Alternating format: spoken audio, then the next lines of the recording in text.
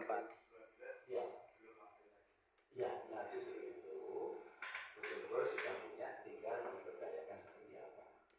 Nah, teman-teman sekalian, ini saya nggak mau pakai kata celakanya ya. Jadi kebudayaan tadi udah kemudian dibagi menjadi ya ada bentuknya, nanti ada pemerintahan, ada pendidikan, ada kesehatan, ada politik dan lain-lain itu. Jadi itu semua sesungguhnya bagian dari kebudayaan. Nah, Indonesia baru mempunyai undang-undang pemajuan kebudayaan itu tahun 2017.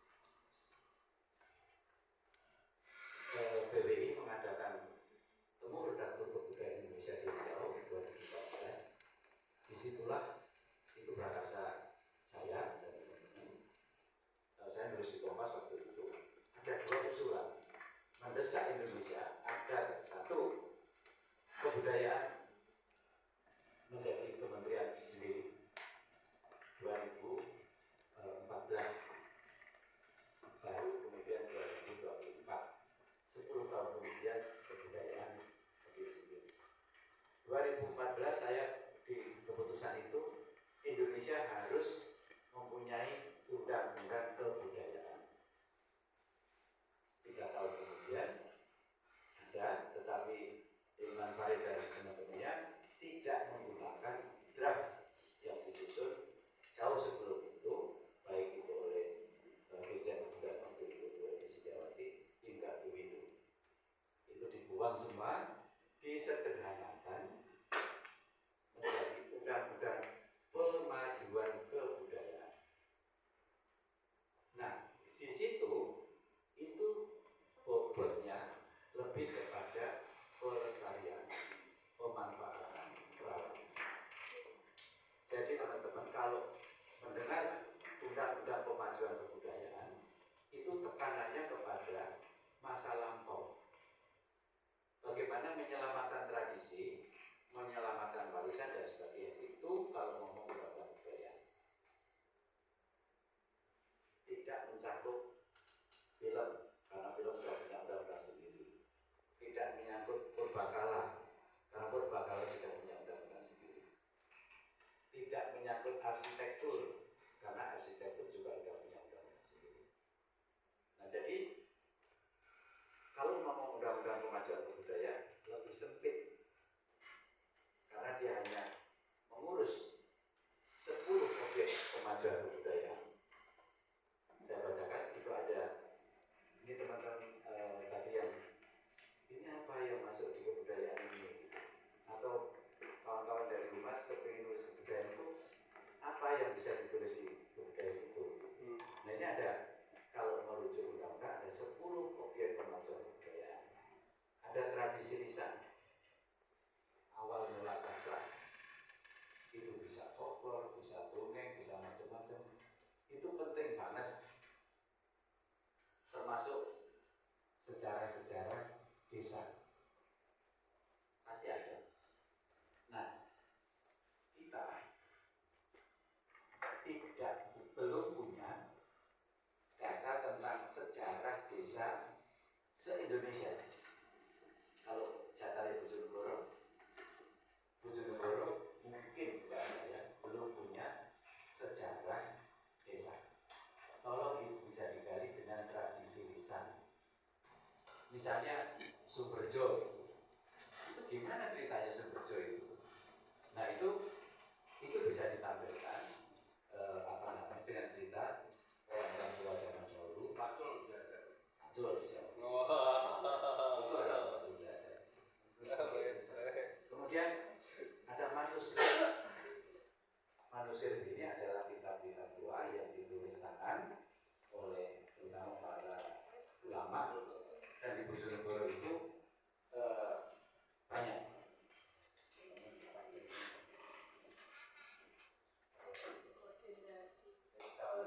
Nah, itu udah nulis legenda itu ya. Nah, kayak gitu. Bayangkan kalau misalnya Bojonegoro ada berapa desa ya Pak? Ulangi saja.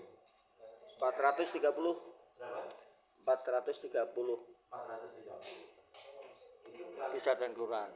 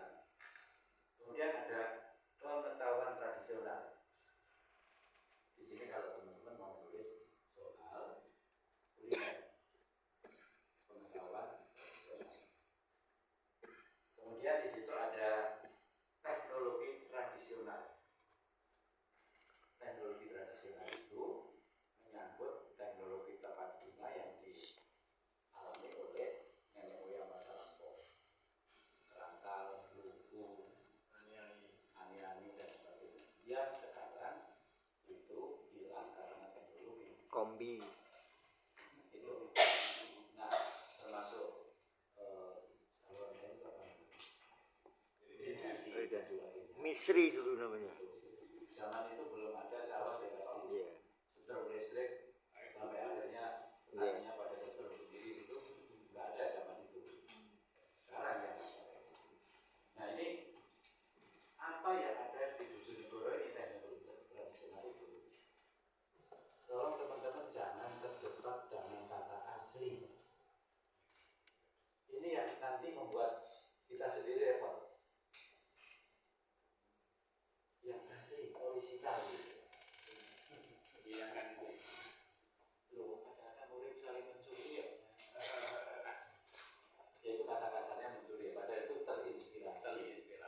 Jadi kalau terinspirasi sana, terinspirasi sini, itu biasa. Antara mencuri sama inspirasi sama ya? Ya, itu.